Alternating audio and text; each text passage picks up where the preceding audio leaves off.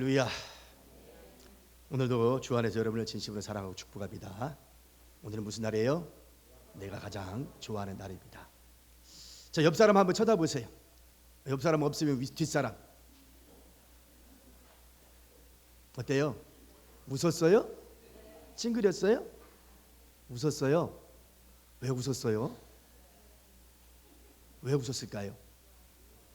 만일에 여러분이 무표정하게 찡그리고 상태에서 다른 사람을 쳐다봤다면 그 사람도 찡그리면서 아니면 무뚝뚝하게 쳐다봤을 거예요. 근데 여러분이 웃으면서 쳐다봤더니 그 사람도 함께 웃더라는 거죠. 아침에 오늘 교회 오시면서 거울 다 보고 오셨죠? 거울 안 보고 온 사람 한 분도 없네요. 다 거울 보고 왔을 거예요. 거울 생각하면 생각나는 말이 하나 있습니다. 어느 집에 이제 일자리가 참 잡기 어려운 이 시대에 그래도 어렵게 일자리를 잡았던 아들이 이제는 말쑥하게 정장을 차려입고 첫 출근하는 아침이 됐습니다. 마지막으로 아빠가 아들이 이제 출근하는 데에 옷매무새를 잡아주고 거울 앞에 서 마라 얘기했어요. 아들이 거울 앞에 섰습니다. 아들아, 한번 웃어봐라. 그때 거울 속에 있는 내가 함께 웃어주더라고. 그럼 이번에는 한번 찡그려 볼래? 찡그렸더니 거울 속에 있는 나도 찡그려지더라는 거죠. 오늘 내가 너한테 교훈 하나 좀 하려고 그러는데, 네가 오늘 첫 출근을 하게 되면 분명히 상사도 만날 것이고 동료들도 만나게 될 것인데, 선후배도 만나게 될 것이고, 너가 찡그리고 안 찡그리고에 따라서 상대방도 찡그리고 웃고 할 수 있을 것이다. 결국 다시 말하면 다른 사람의 찡그리거나 웃음이 없다고 하는 것은 그 사람에게 문제가 있는 것이 아니라 너 자신에게 문제가 있다. 그러니 꼭 명심할 말씀 하나 내가 너한테 꼭 전해줄 말이 있다 하면서 무슨 말씀이냐, 오늘 읽었던 말씀입니다. 네가 무엇을 심든지 심은 대로 거두리라. 꼭 명심하기를 바란다. 네가 무엇을 심든지 거두리라. 네가 웃음을 주면 상대방도 웃음이 쥐어지고, 네가 찡그리게 바라보면 그 사람도 너에게 찡그려 줄 것일 것이다. 그리고는 아들을 첫 출근하는 아들에게 축복 기도를 해주고 출근을 시켰어요. 아버지의 축복된 말씀을 듣고 기도받고 갔으니 이 아들이 하루 종일 기분이 좋았을까요? 나빴을까요? 당연히 좋았겠죠. 여러분, 오늘 설교의 제목을 심은 대로 거두는 법칙이라고 하는 제목으로 말씀을 좀 잡았습니다. 제목 자체가 오늘 읽었던 본문 말씀 그대로를 제목으로 땄어요. 오늘 제목이 말씀 보니까 뭐라고 되어 있습니까? 스스로 속이지 말라. 하나님은 업신 여김을 받지 아니하시나니 사람이 무엇으로 심든지 그대로 거두리라. 그랬잖아요. 이 본문은 그대로 제목을 잡았는데, 자연계에 이와 같은 법칙이 있듯이 우리 인생에도 법칙이 분명히 존재해요. 콩 심은 데 콩 나고 팥 심은 데 팥 난다. 이게 자연의 법칙이지요. 우리 인생의 법칙도 마찬가지예요. 우리 심은 대로 거둔다는 만고불변의 진리를 우리가 말씀 속에서 지금 보고 있는데, 이 법칙에는 두 가지가 있습니다. 하나는 파중의 제1법칙이 있고 파중의 제2법칙이 있는데, 파중의 제1법칙은 뭐냐? 내가 무엇을 심든지 심은 대로 거둔다는 거예요.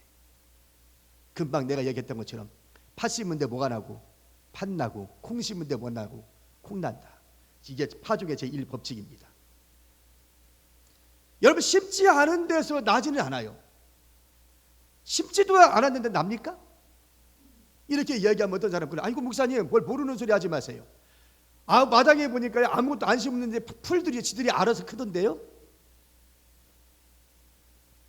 우리 친구 목사가 그 얘기를 하더라고요. 자기 화단에다가 뭘 심었는데 그리고는 아무것도 안 심었답니다. 근데 조금 지나고 나니까 웬 풀이 그렇게 잡초가 올라오는지 모르겠대요. 도대체 그 잡초가 어디서 왔는지 모르겠다는 거예요. 진짜 자기가 심은 거는 하나밖에 심은 거, 내가 파중 일부러 심은 거는 파중한 거 하나밖에 없는데 다른 것들이 왜들 어떻게 온 거예요? 거기에 도대체 날라온 거예요? 아니면 어떻게 해서 온 건지 자기도 모르겠대. 그렇죠? 우리는 몰라. 그러나 분명한 것은 뭐냐면 내가 심지 않아서도 누군가는 심었어요. 날라와 심었든지 곤충이 심었든지 땅속에 있는 곤충이 심었든지 심었어요. 심으니까 나지, 안 심으면 날 수는 없어요. 그러니까 심은 대로 거둔다는 것은 만고불변의 제1법칙이 파중의 제1법칙이라고 할 수 있는 겁니다.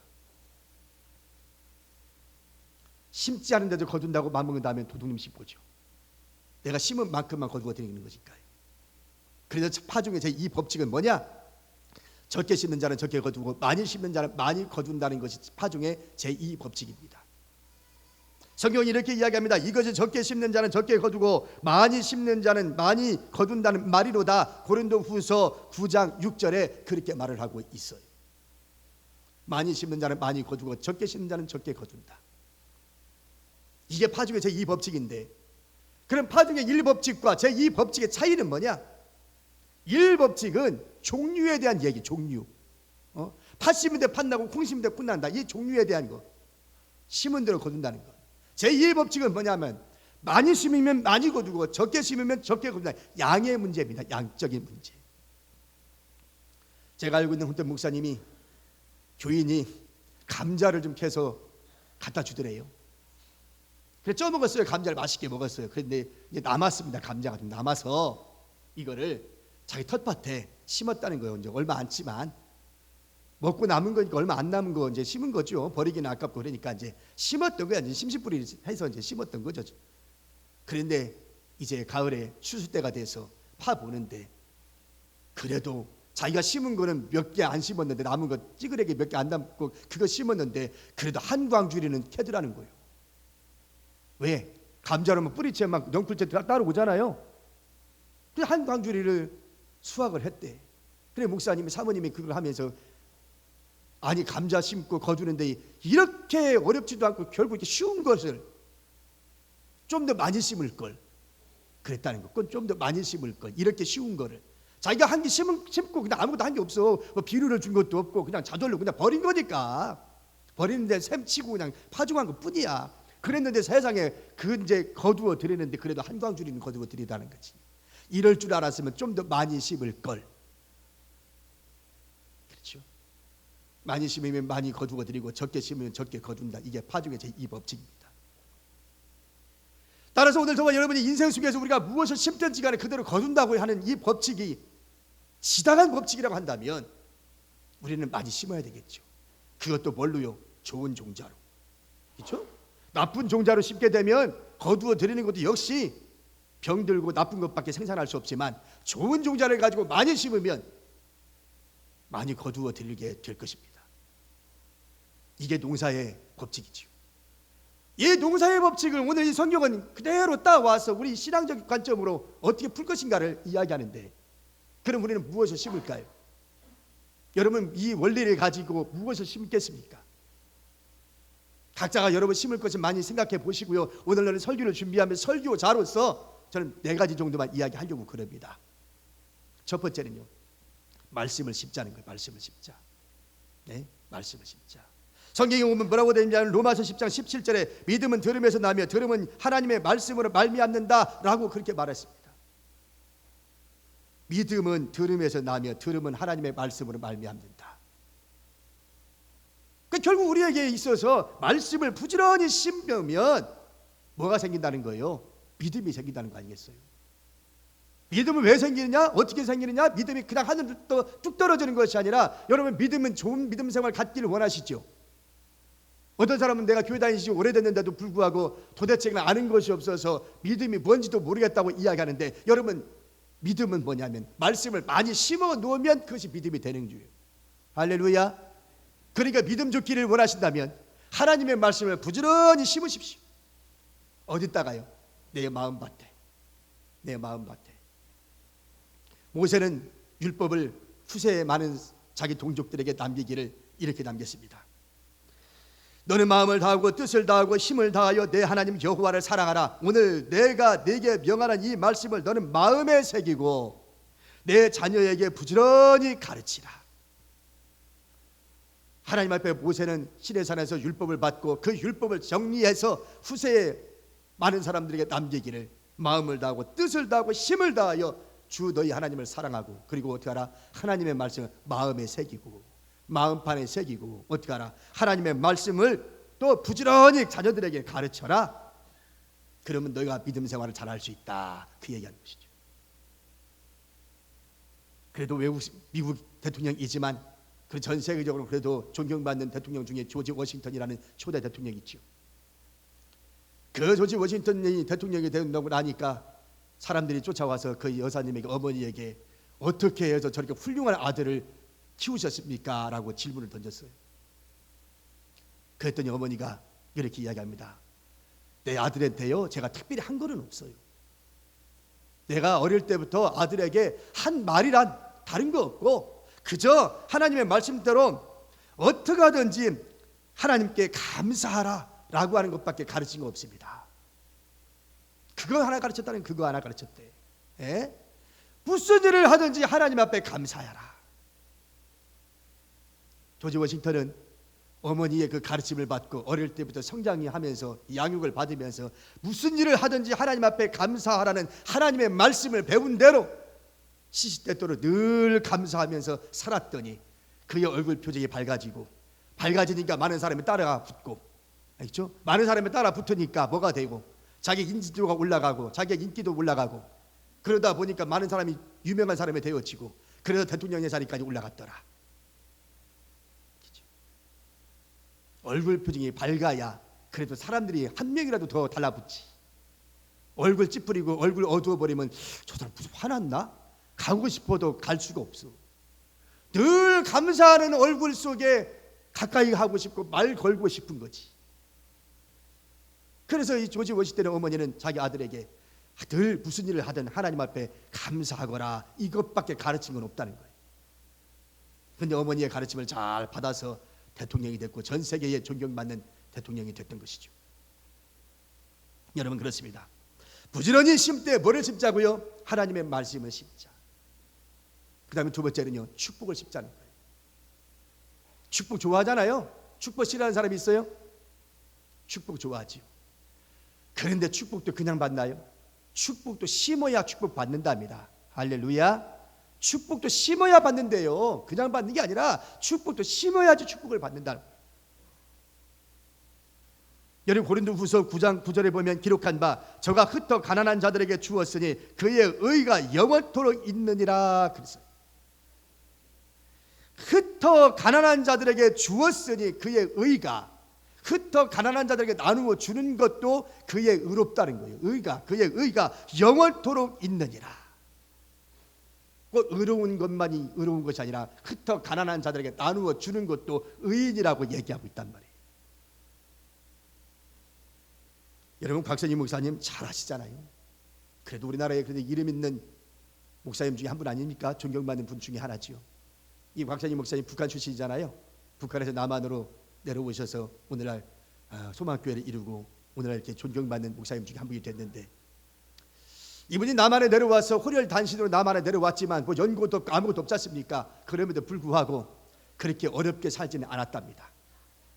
그렇게 주변 많은 사람들이 도움을 받고 그래서 교회도 개척을 하고 소망교회 같은 그렇게 어마어마한 큰 교회도 만들고 오늘날까지 존경받는 목사님이 됐는데, 언젠가 북한에 가서 동네를 지나갔더니 동네 어르신들이 곽선희 목사님을 만나더니 자네가 오늘 이렇게 성공해서 오늘 여기까지 올 수 있었던 것은 다 자네 할아버지 덕분인 줄 알게나 그러더라는. 할아버지 덕분인 줄 알으라고. 그래서 할아버지가 도대체 뭔 일을 했는가 알아봤더니 동네 어른들의 얘기를 들어보니까 뭔 얘기를 하냐면 이렇게 얘기하더라는 거죠. 할아버지가 86세에 돌아가셨는데, 북한에서 86세에 돌아가셨는데 이 86세에 돌아가시기 바로 그 전날까지도 낚시하면서 낚시질했대요. 그만큼 건강하게 지냈다는 것이죠. 근데 낚시를 하고 들어와가지고 나 오늘 간다 그러더라는 거야. 자기 죽음을 어떻게 아는지. 나 오늘 간다 그러면서 마지막 유언을 남기기를, 너 창고 열어서 그 곡간 열어서 거지들에게 좀 거지 잔치를 한번 좀 해줘라 그러더라는 거야. 그리고 진짜 죽었어요. 진짜. 그런데 이 이야기를 가만히 들으니까 이 할아버지가 살아있을 때에 그 당시 정말 힘들고 어려웠던 시절이었잖아요. 다 보릿고개 넘는 그 어려운 시기에 얼마나 이 고아들이 많은지 거지들이 많은지. 그래서 이 곽선희 목사님 할아버지는요, 그 동네에 그 도시에 거지들이 많아서 일주일씩 거지 잔치를 벌였답니다. 그 거지 잔치를 벌이면 여기저기 흩어져 있는 거지들이 와글와글 모여가지고 그 집에서 내려주는 곡식을 먹고 배불리 먹고 살았다는 거죠. 종종 그걸 했다는 거죠. 종종. 죽기 전에도, 마지막 죽기 전에도 창구를 열어서 거지들에게 잔치해주라, 그 유언을 남기고 죽었다는 거죠. 그래서 가족들이 창구를 열어서 거지들에게 잔치를 보내고 그들로 하여금 굶지 않도록 먹을 걸 줬다 이거예요. 이런 소문들이, 이렇게 그 어른이, 그 집안이 그렇게 해왔더니 많은 사람들에게 입소문이 나서 곽정익 목사님 호렬단신으로 남한에 내려왔지만 그 소문이 어디까지 늘렸는지 그렇게 어렵게 살지를 않았다고 이야기합니다.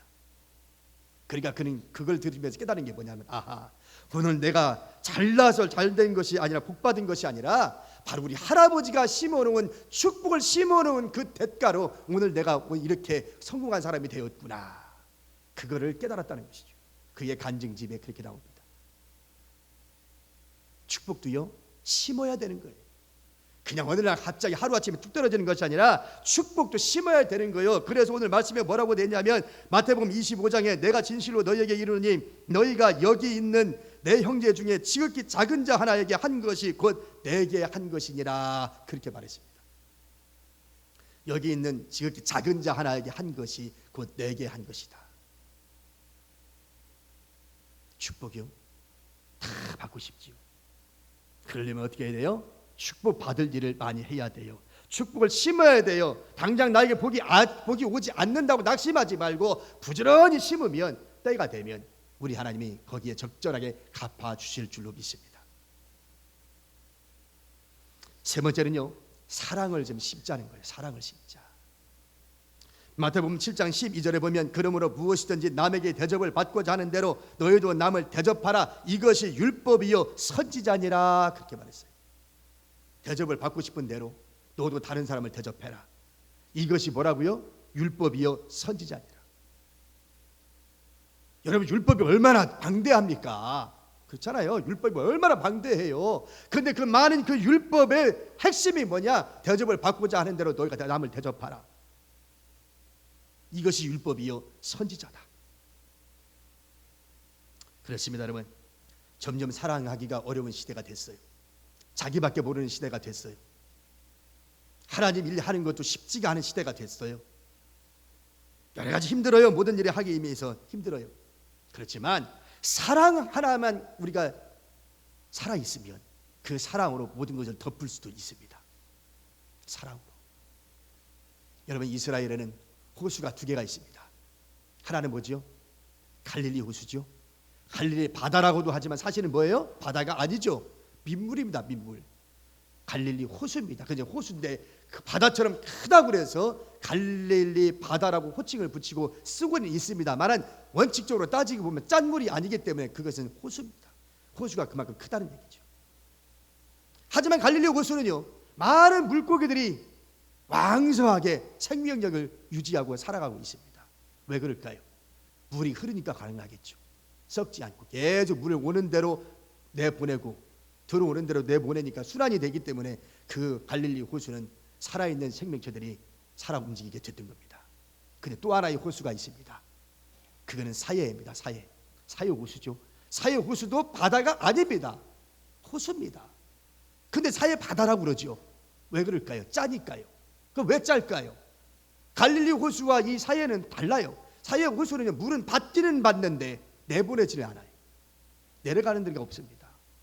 계속 받기만 하니까 자꾸 증발만 시키니까 결국은 그 물은 짠물이 될 수밖에 없었다는 겁니다.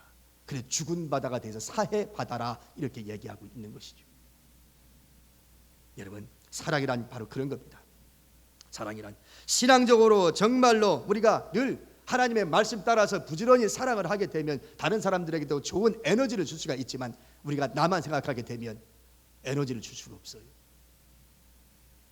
어느 교회에서 맥주감사 주일을 맞이해서 맥주감사라고 하는 이 사행시를 짓기를 했답니다. 근데 어떤 사람이 맥주감사라는 것을 가지고 사행시를 지었는데 이렇게 졌어요. 자, 오늘 떼보세요. 시작. 맥이 탁 풀린 신앙, 수한 내 모습이라. 감사도 없고 사랑도 식었네. 어때요? 들으니까 기분이 좋아요? 맥주 감사가 오늘 감사주일이지 않습니까? 그러면 긍정적이고 정말 에너지가 풍성한 그런 시가 만들어지면 얼마나 좋겠어요. 그런데 딱 맥이 탁 풀렸대. 맥이 탁 풀렸고 또 추한 내 모습, 거기다 또 감사도 없고 사랑도 식었대. 듣기에 우리 모든 사람이 맥이 풀려요. 듣기만 해도 맥이 풀려요. 에너지가 오지 않아요. 그런데 어떤 사람은 이렇게 시를 썼어요. 또 오늘 띄워봅시다. 맥박이 뜹니다. 추수할 들판을 바라보니 감격스럽네요. 사랑이 넘치네요. 어때요? 같은 맥주 감사 사형시를 졌지만 앞에 것과 뒤에 것은 하늘과 땅 차이로 다르죠. 오늘 우리에게 에너지를 주잖아요. 같은 시를 써도 다른 사람에게 기쁨을 주고 감사를 주고 에너지를 주는 그런 것이면 얼마나 좋을까요? 이게 바로 사랑이에요. 사랑도 내가 주면 주는 만큼 오는 거고, 사랑을 안 주면 안 준 만큼 나한테 또 돌아오는 거예요. 오늘날 많은 범죄자들이 왜 그렇게 범죄를 저지릅니까? 충분히 사랑받고 스케줄을 못했고 자기도 사랑이 뭔지를 모르고 컸기 때문에 그런 거 하잖아요. 사랑이 뭔지를 알고 컸더라면 절대로 그런 일이 없을 것인데, 사랑이 뭔지를 받아봤어야 알지, 해봤어야 알지. 그래서 사랑이라고 하는 건 대단히 중요합니다. 여러분, 이 세상을 정복할 수 있는 힘은 총이나 칼이나 권력에 있지 않습니다. 오직 사랑만이 이 세상을 정복할 수 있는 줄로 믿습니다. 사랑밖에 없어요. 그래서 예수님이 이 땅에 오셔서 우리에게 보여준 것은 하나님의 사랑을 보여준 거예요. 그 사랑 때문에 전 인류를 구원을 시킬 수 있는 구원주가 되었고 통일시킬 수가 있었던 겁니다. 무슨 힘이요? 사랑의 힘이죠. 사랑의 힘. 오늘 갈라디아서 6장 10절 말씀 보면, 말씀대로 그러므로 우리는 기회 있는 대로 모든 이에게 착한 일을 하되 더욱 믿음의 가정들에게 할지니라. 모든 사람에게 무슨 일을 하되? 착한 일을 많이 하되. 여러분, 착한 일을 할 수 있다면 사랑하는 마음이 있어 착한 일을 하지. 사랑하는 마음이 없으면 절대 착한 일을 할 수 없어요. 그런데 하되 어떻게 하라고요? 더욱 믿음의 가정들에게 할지니라. 그래서 믿음의 가정들 빼지 말고 다른 사람, 안 믿는 사람도 사랑할 뿐만 아니라 믿음의 가정들도 충분히 사랑을 해 주어라. 그래야 사랑을 심어야 나도 사랑받는다, 그 얘기하는 거죠.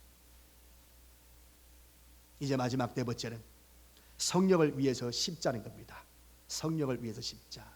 오늘 말씀해 보니까 7절과 8절에 그렇게 말합니다. 사람이 무엇으로 심든지 그대로 거두리라. 자기의 육체를 위하여 심는 자는 육체로부터 썩어질 것을 거두고 성령을 위하여 심는 자는 성령으로부터 영생을 거두리라. 그랬어요. 은혜 받는 일에 힘쓰자는 말 아닙니까? 육체를 위해서 심는 것은 썩어질 것밖에 거두릴 것이 없지만 영적인 것을 위해서 심으면 우리는 내세의 영생을 얻는다. 그렇게 오늘 말씀하고 있어요. 그러므로 우리가 하나님께 구하는 것이 많지만 무엇을 구해야 되냐? 바로 하나님 앞에 신앙, 믿음, 이거를 먼저 구해야 되지 않겠습니까? 우리가 신앙생활 참 많은 이야기를 하고 있습니다만은 하나님 나라에 적합한 사람이 되기 위해서는 영적으로 내가 깨어있는 사람이 되고 영적으로 하나님 마음에 드는 그런 사람이어야 되지 않냐, 그 말이죠. 동시대에 태어나서 같은 교회에서 믿음 생활을 하고 있지만 이 사람들 중에서도 내가 하나님 마음에 드는 사람이 있고 하나님 마음에 그렇지 못한 사람도 분명히 존재할 거예요. 무엇이 축복인가요? 하나님 마음에 드는 것이 축복 아니겠습니까? 재미나는 예화가 있어 소개 한번 해볼까요? 사람들이 자주 다니는 길 한복판에 임금님이 커다란 돌 하나를 가운데 갖다가 딱 놨어요. 그리고는 지나가는 사람들이 어떻게 하는가 지켜보자 하고서 뒤에서 숨어서 한번 지켜봤습니다. 첫 번째 사람이 지나가는데 큰 길바닥 한 가운데에다가 큰 돌이 있으니까 투덜거리면서 지나갔어요. 아니 무슨 길에 무슨 이런 돌이 다 있대 하면서 투정을 부리면서 투덜거리면서 지나갔습니다. 두 번째 사람이 지나갑니다. 두 번째 사람이 지나가는데 이 사람은 앞에 사람보다 더 심한 말을 합니다. 막 욕을 해야 되는 거. 어떤 나쁜 새끼가 여기다가 이거 돌을 갖다 놨느냐. 그러면서 입에 담지 못할 욕을 막 퍼부으면서 지나갔어요. 세 번째는 채소 장수 할아버지가 수레에다가 채소를 가득 싣고 이제 지나가는데 수레에다가 채소를 싣고 지나가려니 가운데에 돌이 큰 돌이 하나 있으니 갈 수가 있어요? 없잖아요. 그래 할 수 없이 할아버지가, 힘없는 할아버지가 내려와서 수레를 놓고 큰 돌을 낑낑거리면서 돌을 옮겨 옆으로 이제 다니는데 지장이 없도록 옆으로 이제 갖다 놨어요. 근데 돌을 옮겨 놓고 바닥을 보는데 기가 막힌 일이 벌어졌어요. 그 바닥에 금은 보화가 있는 거야. 그리고 쪽지 하나가 그 속에 있던데 쪽지에 뭐라고 쓰여 있냐면 누구든지 이 돌을 옮기는 자는 이 보석의 주인입니다 라고 써 있더라는 거죠. 졸지에 돌 하나 옮겼더니 결국 이 채소 가게 할아버지가 금은 보화를 얻었어요. 어떻게 보면 이 예화가 여기에 적절할지 모르겠습니다만은 이 사람이, 이 할아버지가 금은 보화를 얻을 수 있었던 것이 뭐예요? 그 임금님의 마음에 들어서지요. 다른 사람 투덜거리고 가고 욕을 하고 지나갔는데 이 사람은 다른 사람을 배려한 거죠. 자기를 위한 것도 있지만 다른 사람을 배려해서 정말 이 돌무더기를 옮겼더니 임금님의 마음에 들었어요. 어떻게 하냐 지켜봤잖아요. 사람들이 어떻게 하고 지나갈까 지켜봤더니 임금님의 마음에 드는 사람은 이 사람 하나밖에 없더라는 거. 채소가게 할아버지밖에 없더라는 거예요. 여러분, 우리가 복을 받는 길은요 하나님의 마음에 들어야만 할 줄로 믿습니다. 하나님께서 아브라함을 축복하셨는데 축복의 대명사로 이야기할 때 아브라함 빼놓고 얘기할 수 없잖아요. 근데 아브라함이 왜 축복을 받습니까? 독자 이삭을 바치라고 하는 하나님의 말씀에 순종했기 때문에, 순종하는 그 모습을 보니까 우리 하나님이 감동을 하신 거예요. 아브라함을 보니까. 그래서 아브라함이 축복의 대명사가 됐던 겁니다. 여러분, 솔로몬, 우리가 지금 새벽 예배 때 솔로몬 지금 지나가고 있는데 이 솔로몬 어떻습니까? 기브온 산당에 올라가서 1000번제를 드리는데 부를 구하지도 아니하고 자기의 장수하기를 구하지도 아니하고 오로지 내가 왕이 됐는데 이 백성을 잘 다스릴 수 있는 지혜를 주시옵소서라고 기도했더니 하나님께서 솔로몬의 기도가 너무 마음에 들어서 그에게 구하지 아니했던 부와 명예를 다 준 거 아닙니까? 여러분, 무엇이 더 중요한 건가요? 오늘 고린도전서 3장 6절과 7절에 보면 나는 심었고 아볼로는 물을 주었으되 오직 하나님은 자라나게 하셨나니 그런즉 심는 이나 물 주는 이는 아무것도 아니로되 오직 자라나게 하시는 하나님뿐이니라 그렇게 말했습니다. 오늘 우리가 앞에서 분명히 심자 그렇게 말했는데 심고 난 다음에 우리는 기다려야 되잖아요. 기다려야 되는데 하나님 마음에 들면 하나님께서 오늘 우리에게 엿장수 마음이니까 하나님 우리에게 복을 주는 것이 엿장수 마음 아니에요? 그러니까 하나님 오늘 우리에게 하나님 마음대로 우리에게 복을 주시는 거예요.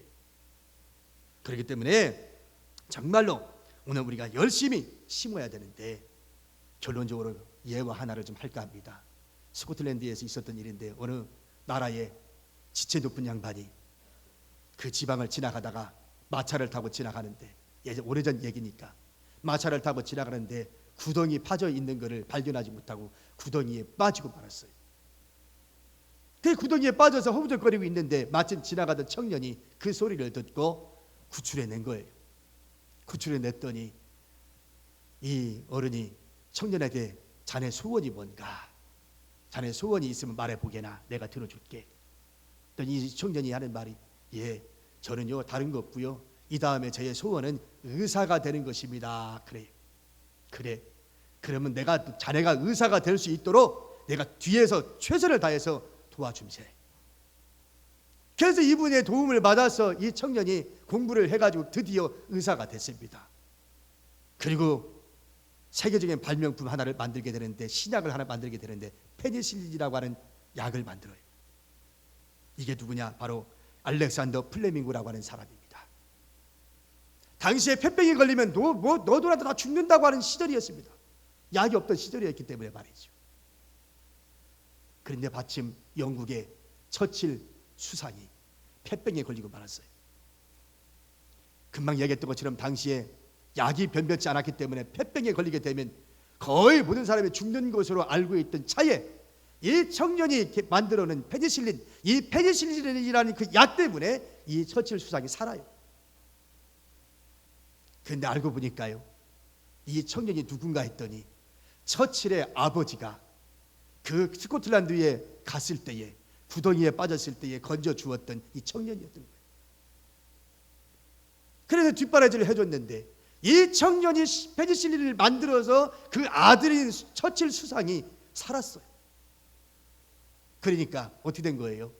처칠 수상의 아버지가 심고 또 어떻게 된 거예요? 그의 아들이 도움받아서 살고, 그래서 심은 대로 거둔다는 진리가 이 사람들의 역사 속에서도 인물적으로도 판명이 됐다는 것입니다.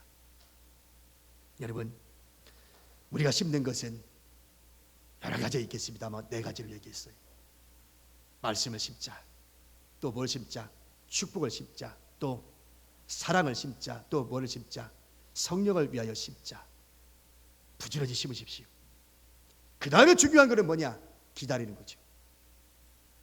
우리가 심어놓고 난 다음에 열매가 없다고 찡그리지 말고 농부가 추수할 때까지 인내하면서 참고 견뎠던 것처럼 우리가 이런 거에 심고 난 다음에 당장 열매가 보이지 않아도 낙심하지 말고 참고 견뎌내시면 우리 하나님께서 응답으로 분명히 심은 대로 거둔다는 이 법칙에 따라서 주실 줄로 믿습니다. 다만 우리가 기억할 것은 오늘 말씀입니다. 10절 말씀에 그러므로 우리는 기회 있는 대로 모든 이에게 착한 일을 하되 더욱 믿음의 가정들에게 할지니라 라고 하는 말씀입니다. 기회 있는 대로, 기회 있는 대로 모든 이에게 착한 일을 하되 더욱 믿음의 가정들에게 할지니라.